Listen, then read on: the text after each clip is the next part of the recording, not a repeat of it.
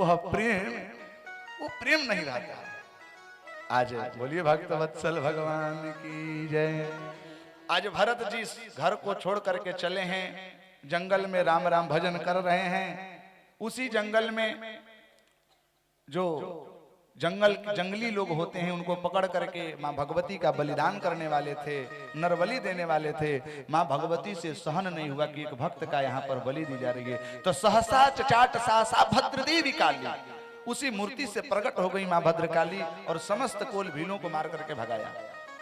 भरत जी खड़े हो गए। भरत जी से कहा कि आपको डर नहीं लगता कि आपको ये मारने वाले थे? बोले कि मैं शरीर हूं ही नहीं तो मुझे डर क्या लगेगा, मैं तो आत्मा हूं।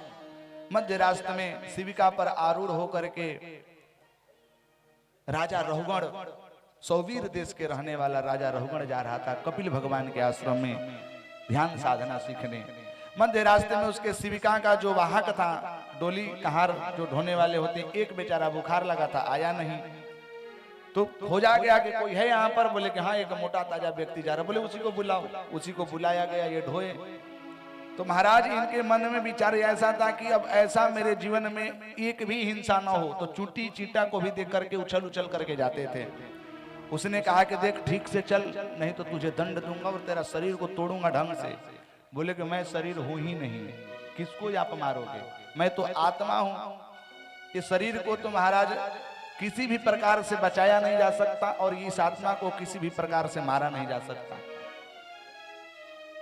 नैनम छिन्नन्ति शस्त्राणि नैनम दहति पावक न चैनम क्लेदयन्त्यापो न शोषयति मारुतः। जब आत्मा तत्व का उसने दर्शन किया तो तुरंत चरणों में गिर पड़ा। बोला कि प्रभु लगता है कि आप ब्राह्मण हैं, आपकी यज्ञोपवीत का देख करके मुझे ऐसा लग रहा है कि आप ब्राह्मण हैं। हे प्रभु मुझे किसी से भय नहीं लगता, ना हम विशंकी सुरराज वज्रान महेश्वर त्रयक्षसूल नयमस्य दंडात त्रयक्षसूला नयमस्य दंडात। मैं भगवान शंकर के त्रिशूल से, यम के दंड से मैं घबराता नहीं हूं, लेकिन मैं विशंका, मैं डरता हूं किन से?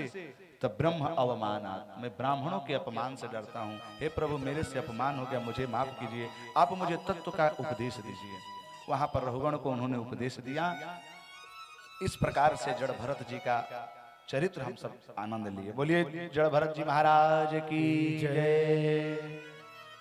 यहाँ पर पंचम स्कंद धीरे धीरे समाप्त। इसी पंचम स्कंद में खगोल भूगोल आदि का वर्णन किया गया कि यह 14 लोक से बना हुआ यह ब्रह्मांड है, जिसमें 14 लोक, 7 लोक ऊपर और 7 लोक नीचे, अतल बितल सुतल तलातल महातल रसातल नीचे हैं। और यहाँ से आपका देखेंगे तो भू भुआ स्व महाजन तप सत्यम परम ब्रह्मलोक तक आपका ये 7 लोक ऊपर है। 14 लोक से बना हुआ ब्रह्मांड, जिसमें खगोल भूगोल की भी चर्चा की कि भारतवर्ष है, भारतवर्ष में जो जन्म लेता है उसका भाग्यशाली है। अहो अमीसाम किमकारी शोभनम, इस भारत भूमि में जो जन्म लेता बड़ा ही भाग्यशाली है।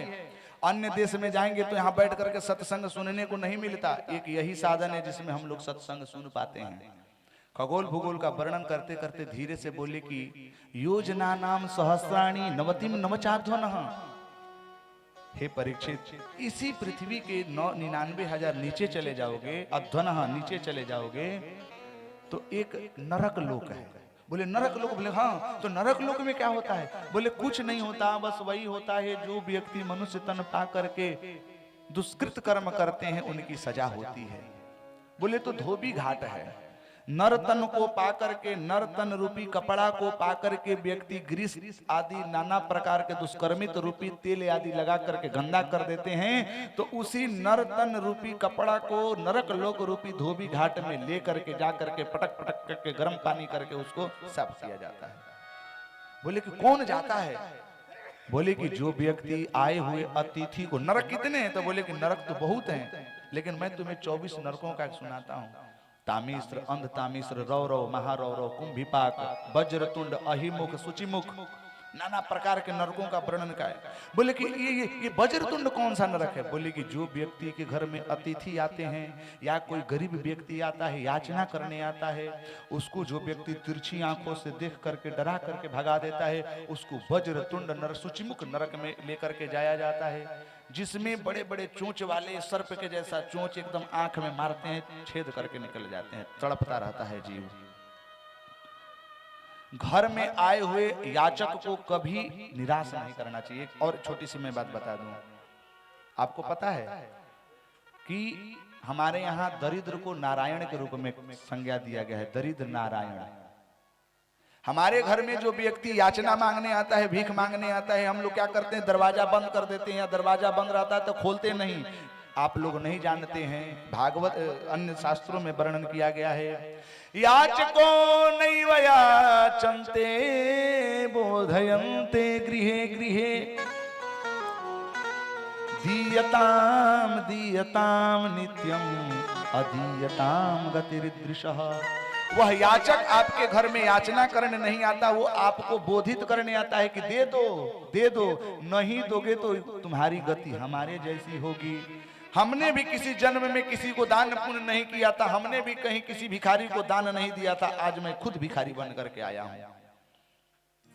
गरीब कौन बनता है, दरिद्र कौन बनता है? अदत्त दानात् अभवत् दरिद्रो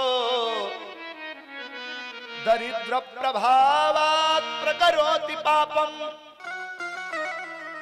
पाप प्रभावात् नरकं प्रयाति पुनर्दरिद्रः पुनरेव पापी।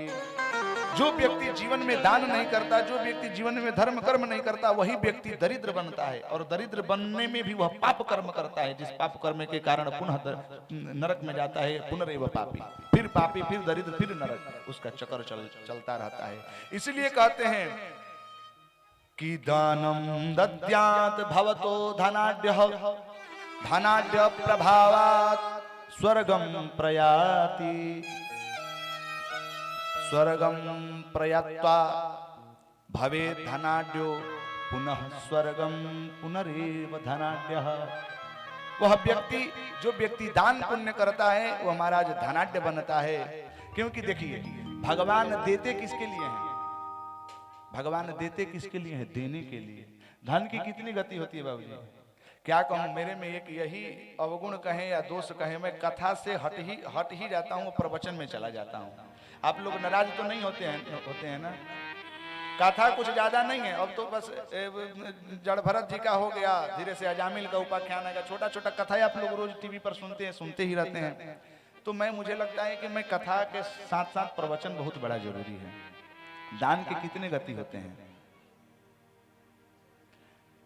दानम भोगम नासस्ति सरह गतयः भवन्ति यो न ददाति न भुंक्ते तस्य तृतीया गतिर्भवेत्। दान के धन के तीन गति हैं, एक दान, एक भोग और नहीं तो नाश। यो न ददाति न भुंक्ते, जो नहीं देता है और नहीं खाता है, तो कहते हैं कि तस्य तृतीया गतिर्भवेत्, उसका नाश ही हो जाता है। जीवन में भगवान देते हैं धन, तो उसका सदुपयोग करना चाहिए। भगवान स्वयं कहते हैं कि हे जीव, दातव्यम सर्वकालेषु दीयताम प्रभुरीश्वरः यथा ददाति मनुष्याणाम प्रतिगृह्णाति तथैव च। भगवान कहते हैं कि मैं देता हूं मनुष्यों को, किसके लिए? देने के लिए। दातव्यम, देना चाहिए, देते रहो। नहीं तो दत्तवान प्रभुरीश्वरः यथा ददाति मनुष्याणाम प्रतिगृह्णाति तथैव च। भगवान कहते हैं जैसा मैं देना जानता भी हूं, तो मैं लेना भी जानता हूं। भगवान जब देते हैं तो छप्पर फाड़ के, और लेते भी हैं तो सेवा समाप्त करके। आप जानते ही हैं, भगवान देने के लिए देते हैं। यद ददाति यदस्नासि तदेव धनिनो धनम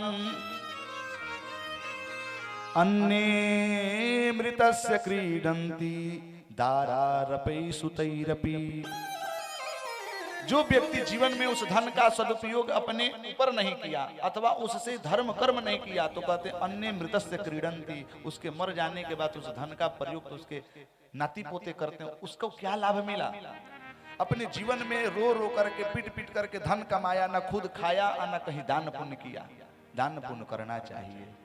बोलिए भक्त वत्सल भगवान की जय। नरक